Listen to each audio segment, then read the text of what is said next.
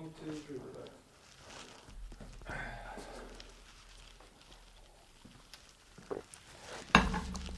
3. Jæja, komið sæl og blessuð og velkomin í hlaðvarp rafmyntaráðs sunnudaginn 25. apríl 2021. Hingað til minni kominn góður gestur, Hannes, sem ykkur mesti sérfræðingur landsins Auroracoin og þessi þáttur mun fjalla Auroracoin, sögu Auroracoin og svona framgang og framtíðarsýn á rafmyntinni. Eins og kannski svona margir sem að hlusta þekkja að þá Auroracoin svona mjög sögufræg og signifikant rafmynt fyrir svona íslenska rafmyntarinnar og þessi þáttur verður á ensku þó að kynningin sé á íslensku af því að Mikael líður betur að tala á ensku. Þannig að já, just great to have you here, Michael. Yeah, I've been waiting for this for a while. There's been a lot of misunderstanding about Auroracoin for a number of years, and yeah. I'm glad we can try to address some of these issues today. Let's just start with the beginning. I'm gonna take my phone so everybody can feel free to send in questions, and we'll get to answer them. I'll excuse me for. Okay. So start at the beginning, huh? Well, I was born like most normal half Icelanders. Lived in Hlíðunum og ég var fæddur 1970. Mamma mín var Íslendingar. En ég var bara lítið barn þegar við flugum til Bandaríkjunum. And then in 2012 I decided to come back after an illustrious middle growing up in the States. So you are a programmer, right? I've been a programmer since 1983, as a matter of fact. All right, yeah. And like your, if we can just start on the beginning regarding Auroracoin, like explain it to me like I'm 3 years old, because I practically am when it comes to. I mean, I know the surface, obviously. Yeah. You know, done a little bit of homework, of course. I remember when it was launched, and every Icelanders, got to get in on it from the beginning. What was like 100 Auroracoin that every 31.8. 31.8. Oh, okay. Yeah. So just tell me like what year was it that it was launched? This was 2014. The blockchain itself had its genesis block, the very first block of that was launched in January 9th of 2014, and the airdrop occurred sometime in April. And it was like programmed like pretty similarly to Bitcoin, right? Yeah. It's like it's based on the Litecoin blockchain, correct? Or yeah, I mean, one thing that's really critical to understand about blockchain technology is this the notion of the open source software, right? And it's been interesting to, as a programmer through my career, to see how some of the things have changed. I remember when open source software came onto the scene, there was a concern about maintaining your ownership over your IP and how that would change the business model. And what we found is that if we allow software to be open source, you have many more eyes on it, many more contributors. There's much more transparency, and so it's actually more of a stable solution when it comes down to it. And then every organization, it's just up to them to add value through the way that they implement services. So it's very important to start off that way because it attests to the strength of Auroracoin in the sense that it's built on this platform. So Litecoin was one of the first blockchains that used the code from Bitcoin and then make their own little differences that makes Litecoin unique from Bitcoin. In what ways? It's like the supply, if I remember correctly, of Litecoin is 21 million as in Bitcoin. That sounds right. Yeah. And like it's faster. Yeah. But it's both based off proof of work, right? That's right. There's one difference there. Bitcoin has always been using the SHA-256 method of encrypting, whereas Litecoin used script. All right. And so, which was I'm not sure why he chose to use that method, but I'm sure that also Are you talking about Satoshi or like the Litecoin. Yeah, Litecoin use script, so it's very similar to Bitcoin. Bitcoin, but that's one of the major differences is that it used a different algorithm that was actually a little bit more GPU friendly, so people were able to use their graphics cards to mine. And I'm sure there was other things within the code that differentiated itself from Bitcoin. And that's one of the the challenges of coming out with a new blockchain asset is you really should be addressing some issue that's whether it's how you're governing the community and what your goals are, or what kind of technology you're implementing. So there should be something that every coin offers that's distinct from other coins, and that's where the strength is. Of course, there's many that are purporting just to try the same thing, but at least that's the so. I've actually been corrected on the chat. Now I remember the max supply on Litecoin is 84 million. I remember now. It's slightly different. Yes. Yeah. Okay. Yeah. So a little bit more liquidity, and now Auroracoin also has 21 million. Yeah. But it's a little bit more now, right?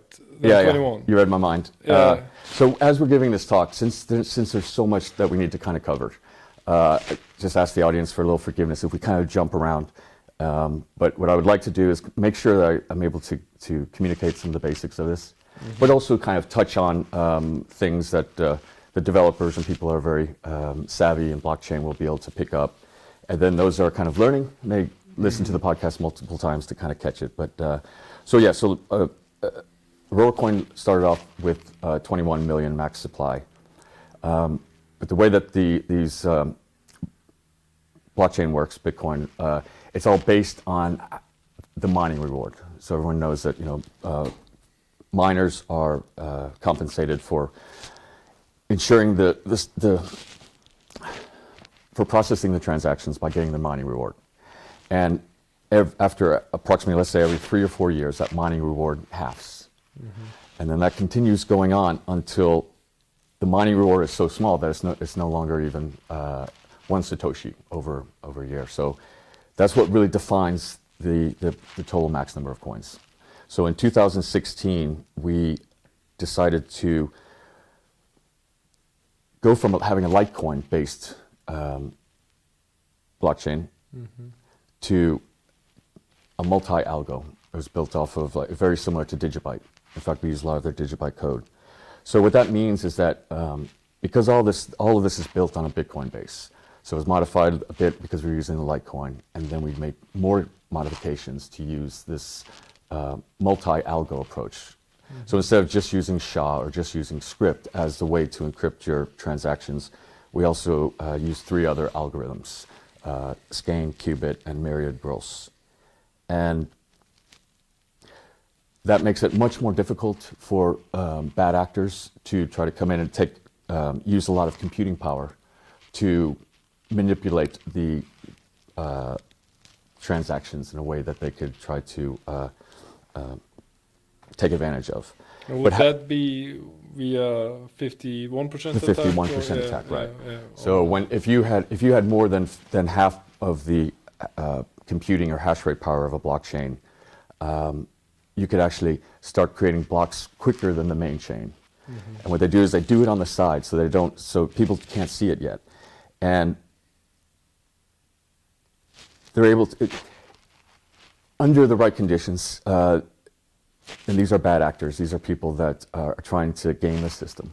Which, incidentally, I would like to also say that what we found in the crypto community worldwide is most people are not trying to destroy other people's projects. And by and far, most of the people in this space are actually willing to work with teams that have vulnerabilities, and we've actually experienced that before, where we've had cooperation with miners and other developers to address some of these issues. So, long story short, I don't know how many times I'm going to say that today, but because we have 5 algorithms and there's a rule in there that only you can never have more than 5 blocks in a row using the same algorithm. It would require bad actors to actually have a lot of computing power in not only the same algorithm that Bitcoin uses or Litecoin, which we also use, but these other ones as well. So that made our the security of our blockchain much tighter. And we also changed the block time from 10 minutes, which is like that's how long it takes for each block to get, or that's how, what we're shooting for, was 10 minutes. And we sped that up to every minute. Mm-hmm. So with Auroracoin, it's much quicker for the transactions to be confirmed, which is very beneficial in like face-to-face, brick-and-mortar transactions. So during this process of changing from 10 minutes to 1 minute, that meant that there's going to be block rewards going to be coming in every minute and instead of every 10 minutes. So we actually decreased the block reward to 1/10 of what it was. And we also changed the halving schedule. So now instead of having 21 million coins because of this change, the total number is going to be 23.4 million. Mm-hmm. Mm-hmm. All right, so that's very like interesting summary of the technical aspect of the Auroracoin and how it's mined and everything. But I want to ask you, like, from the viewpoint of a crypto investor, or just like the coming more from the way the most people like that are interested into crypto, like view it. I mean, of course, it's always necessary to cover the technical aspect of it to a certain degree. But now let's move more into like the theory of that some people believe is that the Bitcoin is the like reigning apex. Crypto predator, that's gonna like suck out like. Mm-hmm. So my question is, there are so many cryptos, like thousands and thousands of them. That's right. And Auroracoin has a very interesting history. Now, before I'm gonna ask you, why should people consider investing in Auroracoin, for example? Before I get into that, I just wanna cover briefly the history. So we know that it was launched, what was it, 2014? 2014, yes. 2014. Mm-hmm. And it actually, for a short period of time, the market cap of Auroracoin came number 2, right behind Bitcoin. That's right. When one Auroracoin was, I think, just below $100. For like, according to CoinGecko, I think I looked at it, was like 99.87 or something for a very brief period of time. Anyway, like there was a lot of buzz concerning, so like then, like most other cryptos, it collapsed and then it like bounced back, and now it has been doing pretty good this year, right? Well, it's outperformed Bitcoin 3-1. So if you were holding Auroracoin in January, you would have 3 times the amount of your Bitcoin holdings Auroracoin. That's pretty good. That's very good. Yeah. And right now there's a little bit of a sea of red going on with the crypto space. But Auroracoin seems to thrive in these situations. So we're actually at a new all-time high as of we hit 1,000 satoshis this week, and interestingly enough, Auroracoin seems to weather the storm a little differently than other cryptos. After the 2018 bull market, a lot of coins went down when Bitcoin went down, like in January, and Auroracoin kind of held on through March or something like that. Mm-hmm. And that's 2018, so it's somewhat recent, and we'll get back to the launch in a second. When people go look online, CoinMarketCap and CoinGecko and CoinPaprika, people will see that there's a little bit of variation in some of the numbers. And that's one of the things I've been doing this last year, out of many things, is working with these data aggregate sites to make sure their data is accurate. You'll find some of the numbers are accurate, but essentially we have mined 19 million out of the 23 million. So there's approximately 4 million left. And I was going to correct you on one thing. There are thousands of blockchain assets, but there's actually only a certain number of what we call cryptocurrencies. So Bitcoin, Litecoin, Dash, Digibyte, there's many coins that were designed specifically to be used as a currency, right? Where a lot of the other coins have other use cases. So that is something that makes it unique. And yes, it did shoot to number 2 in the world. And and then it did fall quite precipitously after that.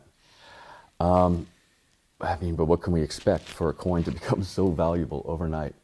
And for many Icelanders who are, wanted to pay rent and different issues, it was a large windfall for them. Even, but the price reached its apex before the airdrop. So what that was the miners who had been mining the coin from January, and the exchanges that were online at the time, Cryptsy and Poloni, and so they had actually were listing the coin before the airdrop, which was a little bit unfortunate because the price rose so quickly, and even Baldur, the anonymous developer of Auroracoin, Baldur Frigo's, and had some concerns. He shared them online about how quickly the price was raising, and so it was tough to kind of deal with that. And I mean, there was many people that took those Auroracoins and flipped it into Bitcoin, and then flipped those into other altcoins that have now seen their value rise from a few cents to a few $100s. So the amount of return, it was ridiculous. And unfortunately, I didn't make that quite decision. I've been a hodler, and well, I'm not really motivated by profit per se, but by bringing something of value to this nation that I'm so grateful to be back in. So that is a good question. Like, what was the reason why it was so popular, right? It wasn't a huge marketing. Well, it was the first airdrop of the world, I believe. It was the first national airdrop of the world of this country that already people have so many mysterious concepts of.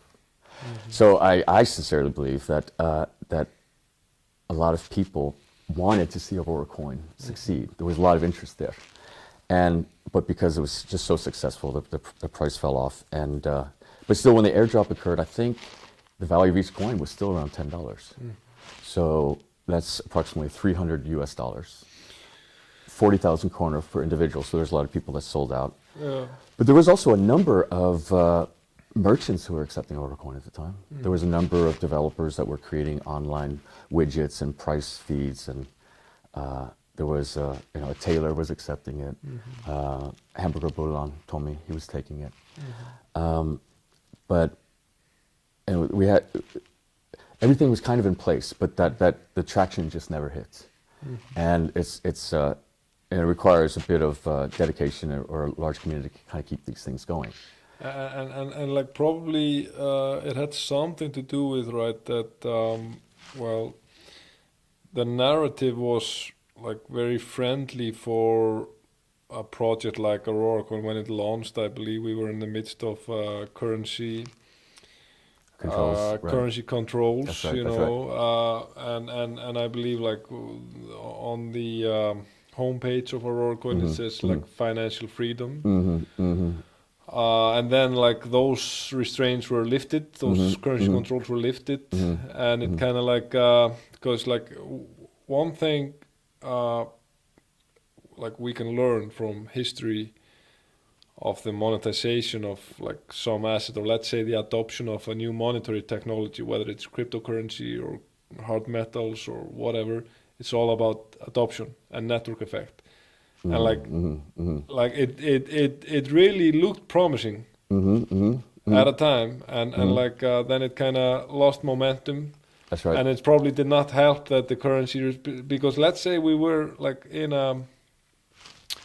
in these currency controls like still today, like having a national cryptocurrency project like Auroracoin, where I believe it was like it was linked with your Kennitala or something like that you like well, it was the airdrop or whatever.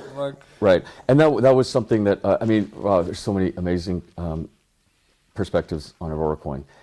First of all, it was also one of the largest pre-mines ever. So in the Genesis block, there was 10.5 million coins set aside, 10.5 out of the 21 million. And that's called a pre-mine, where the developer sets some aside. And that's a huge amount, 50%.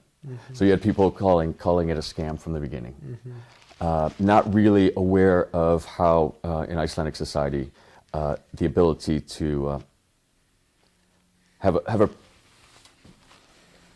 a a pretty good ability to kind of manage the distribution.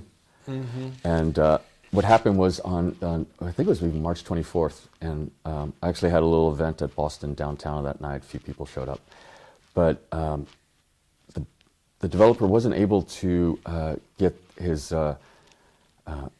relationship with Íslendinga or rafmyntarinnar set up, which is the Icelandic kind of personal verification system. So what he had to do was use Facebook as a way to validate that a person has a kennitala. Yeah, that's right. There was a kennitala involved.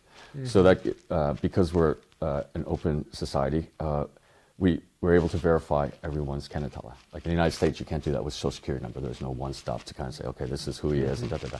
And then he was using Facebook to also validate the second requirement was that you have to have a kennitala and be living in Iceland at the time. So the only thing that did occur was that there was Icelanders' entrepreneurial